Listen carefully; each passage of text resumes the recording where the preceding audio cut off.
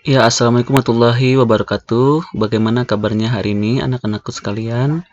Alhamdulillah kita masih diberikan kesempatan untuk bisa bertatap muka walaupun secara jarak jauh, dan mudah-mudahan ini tidak mengurangi kualitas dari pembelajaran kita. Baik, pada kesempatan ini Bapak akan menyampaikan bagaimanakah proses pembentukan urin. Sebagaimana telah Bapak sampaikan di pertemuan Bapak sebelumnya, bahwa terjadinya pembentukan urin itu terdapat pada ginjal kita, ya. Ini Bapak tunjukkan, ini adalah bagian ginjal kita, di mana ginjal ini merupakan organ pada manusia yang memiliki fungsi untuk menyaring darah.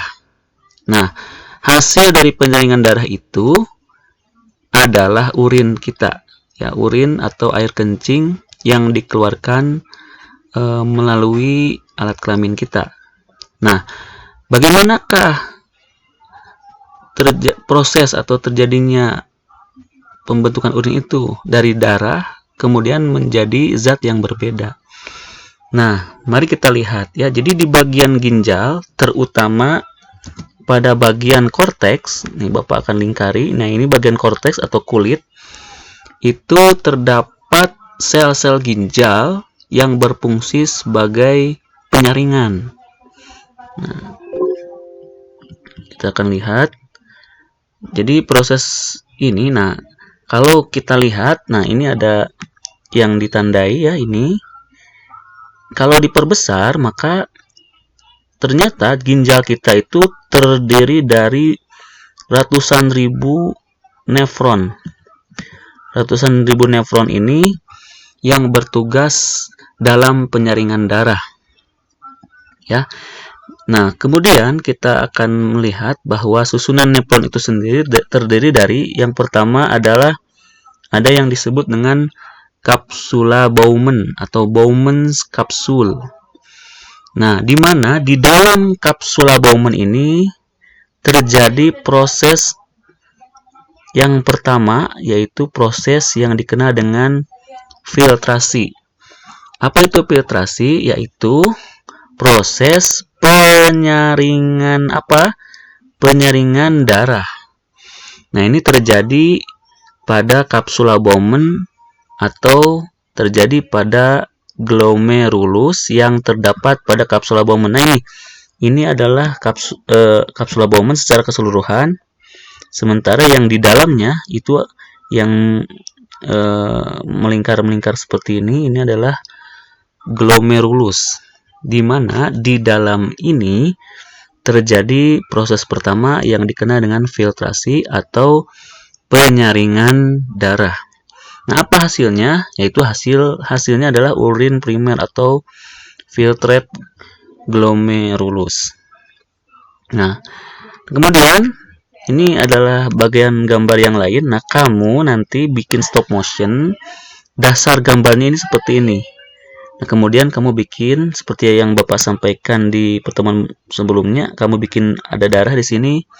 Kemudian darah ini masuk ke sini, ke bagian pertama tadi, yaitu glomerulus. Yang Bapak lingkar ini, yang ini adalah glomerulus, di mana ini tadi terjadi proses yang dikatakan sebagai filtrasi, ya.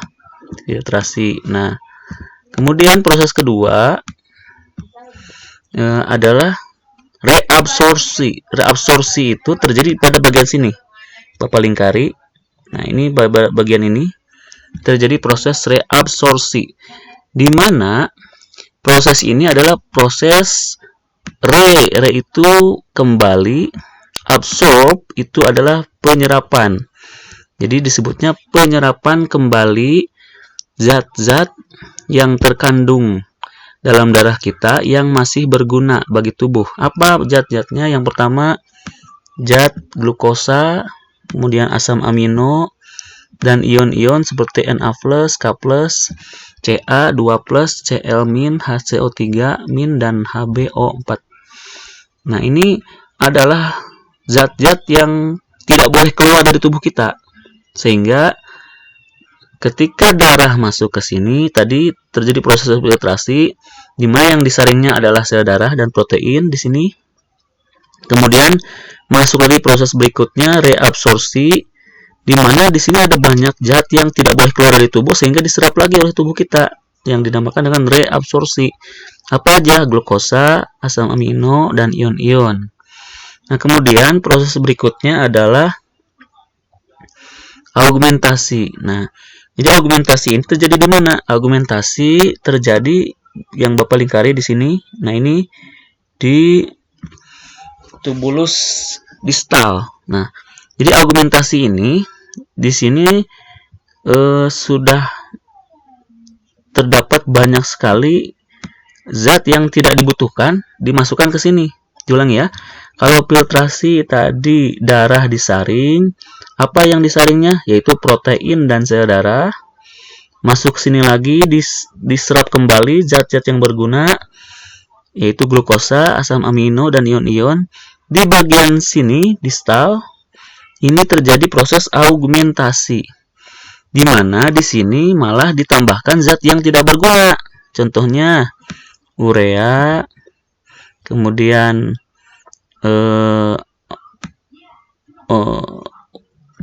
ada empedu dan kreatin dan lainnya yang merupakan zat-zat yang harus dibuang malah. Nah, jadi itu adalah proses yang terjadi pada ginjal. Jadi diulangi ya. Jadi mekanisme pembentukan urin itu terbagi menjadi 3, yaitu filtrasi, terjadi di glomerulus ya.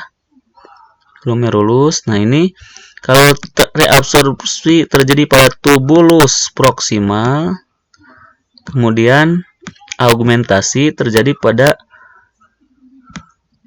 tubulus distal ya. Nah, diulangi ya. Jadi ada 3 proses bentuknya, yaitu filtrasi, reabsorpsi, dan augmentasi. Filtrasi, disaring darahnya. Apa yang disaring? Yaitu protein dan sel darah. Reabsorpsi, penyerapan kembali, di mana nanti darah yang banyak mengandung glukosa, Ca, ion-ion, dan sebagainya itu direabsorpsi kembali. Sehingga di sini tinggal hanya sampah-sampah aja.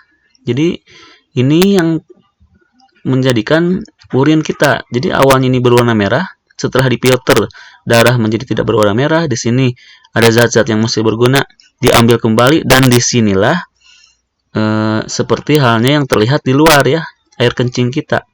Jadi di proses ini berakhir pembentukan urinnya. Ya, awalnya ini berwarna merah, ke sini jadi berwarna kuning. Nah, itulah proses pembentukan urin yang terjadi pada tubuh kita. Nah, kamu nanti bikin stop motion berkenaan dengan ini. Ini gambarnya yang sebagai dasar gambar, dan kemudian kamu bikin darah itu awalnya ini banyak bahan-bahan kayak misalkan protein, sel darah, glukosa, asam amino, ion-ion di sini. Kemudian ketika masuk sini sel darah dan protein lepas. Nah, jadi nanti kamu misalkan bikin ini lilin mainan berwarna-warni, awalnya 1, kemudian ketika masuk sini yang kuning sama yang merah lepas misalkan gitu ya. Yang kesini kemudian lepas lagi. Nah, ini mungkin glukosa, asam amino kamu bikin warna yang berbeda sehingga ketika lewat sini si lilin main itu lepas-lepas semua warna-warnanya, dan sampai di sinilah yang tadinya berwarna merah di sini kemudian berubah menjadi berwarna kuning seperti halnya air kencing kita. Ya, mungkin itu saja dari Bapak, semoga bermanfaat. Wassalamualaikum warahmatullahi wabarakatuh.